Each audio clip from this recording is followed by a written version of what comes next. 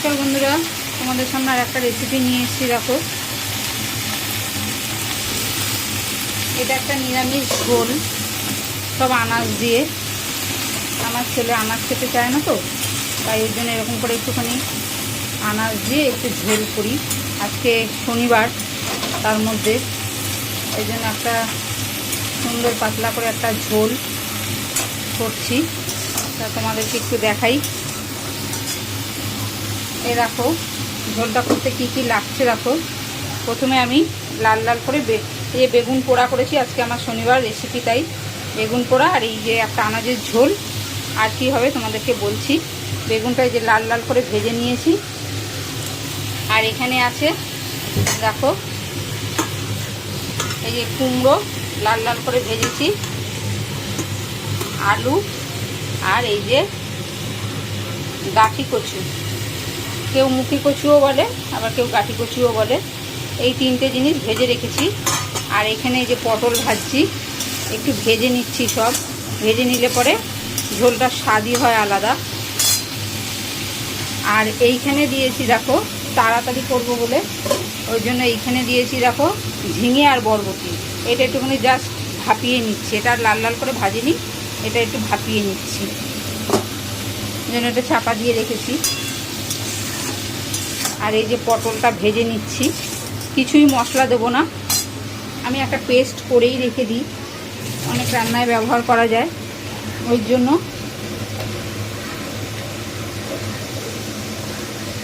তোমাদেরকে দেখাচ্ছি। এই দেখো, এটা হচ্ছে কাঁচা লঙ্কা আর আদা একসাথে বেটে রেখে দিয়েছি, এইটা দেবো। আর এই যে এটা ভাজা হয়েই এসছে,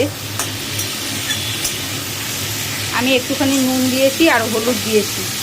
এই দেখো, এইখানটা দিয়েছি নুন আর হলুদ। আর এইটা লাল লাল করে পটল তো একটু ভেজে নিচ্ছি।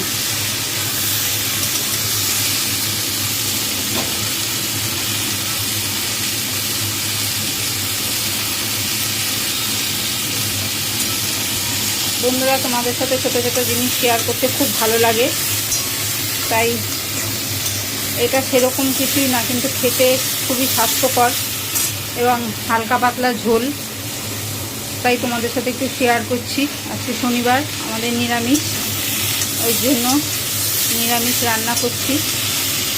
তাই দেখো,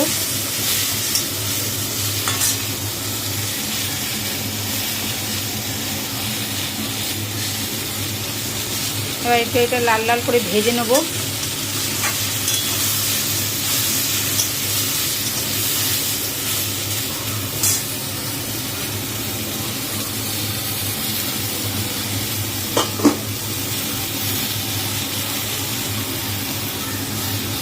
লাল লাল করে ভেজে তারপরে সব আনাজ দেবো, দিয়ে মশলা দিয়ে একটু কষাবো। দেখো বন্ধুরা, এটা ভাজা ভাজা হয়ে গেছে।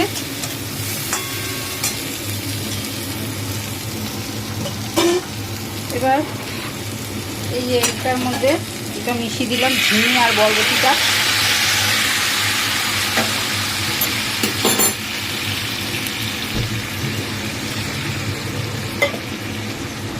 ঝিঙে আর বরবটি মিশিয়ে দিয়ে এবার কুমড়ো আর আলু আর এই যে গাঠি কচু, এই দেখো কুমড়ো, এই যে আলু আর এই যে গাঠি কচু, এই তিনটে দিলাম। দিয়ে এবার এটা মিশিয়ে নিচ্ছি।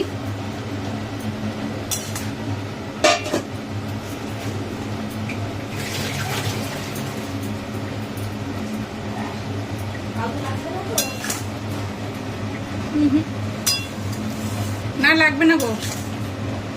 এই যে এটা মিশিয়ে নিলাম, নিয়ে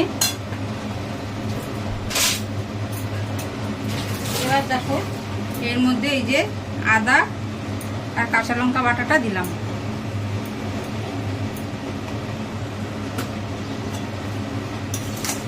নুন হলুদ আগেই দিয়েছি, বরবটি আর ঝিঙের মধ্যে তোমাদের বলেছি। এবার এটা দিয়ে একটু ভালো করে মিশিয়ে তারপরে জল দেবো।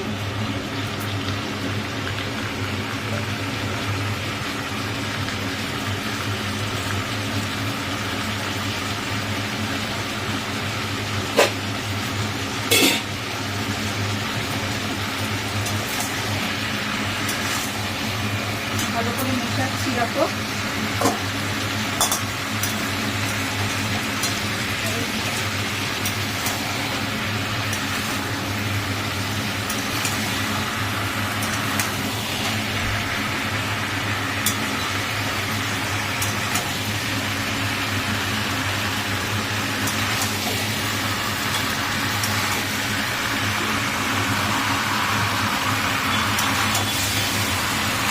মিশিয়ে দিলাম, দিয়ে এবার কমিয়ে একটু চাপা দিয়ে দেবো।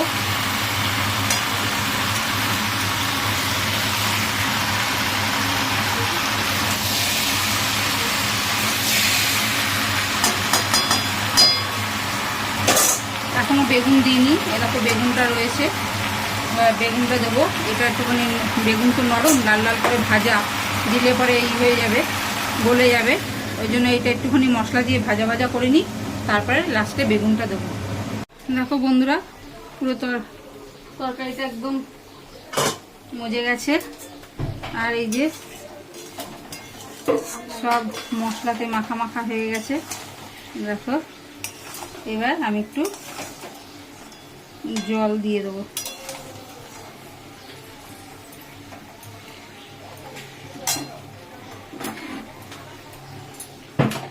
এই যে দেখো একটু জল দিয়ে দিলাম।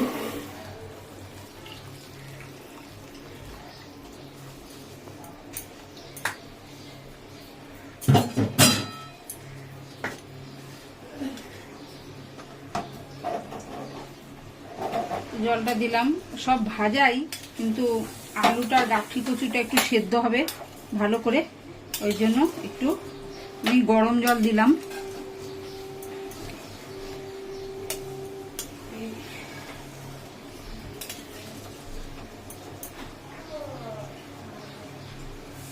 দেখো এবার ফুটবে,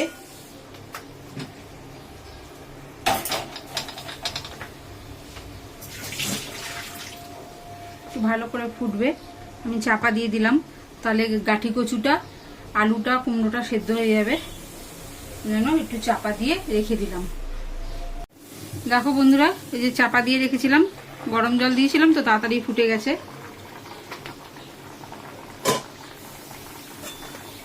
এই দেখো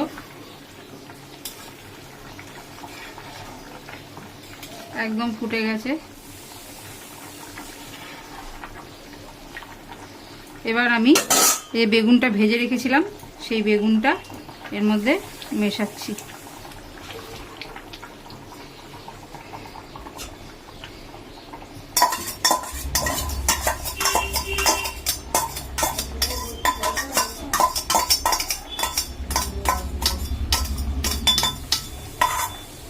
বেগুনটা মিশিয়ে দিলাম, মিশিয়ে দিয়ে এবার একটুখানি বেগুনটা এর সাথে একটুখানি ঝোলের সাথে ফুটবে।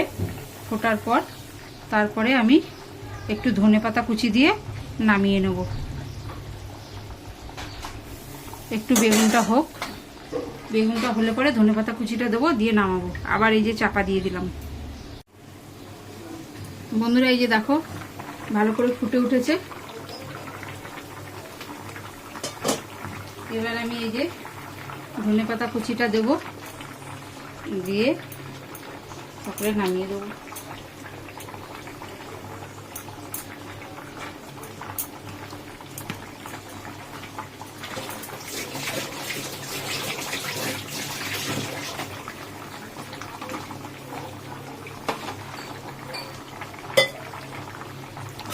এই যে ধনেপাতাটা দিলাম, দিয়ে এবার আমার এটা একদম রেডি।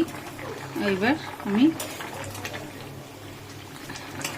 এটা এবার নামিয়ে দেবো। বন্ধুরা তোমরা লাইক শেয়ার সাবস্ক্রাইব করো। তোমাদের কিরম লাগছে জানিও। এই আমার সব সেদ্ধ হয়ে গেছে দেখো, এই দেখো এই আলু সেদ্ধ হয়ে গেছে, এই আলু সেদ্ধ হয়ে গেছে, কুমড়ো সেদ্ধ হয়ে গেছে দেখো। আর এই যে গাঠি কচু, এটাও দেখো সেদ্ধ হয়ে গেছে, একদম গলে গেছে। তাই এবার এটা আমি এটার মধ্যে এই যে নামাবো। এবার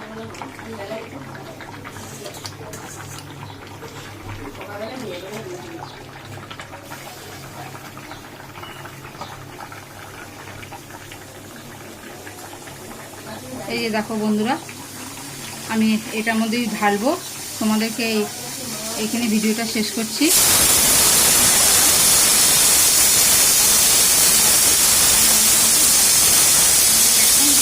খাওয়ার জন্য বন্ধু, ভিডিওটা এখানেই শেষ করছি।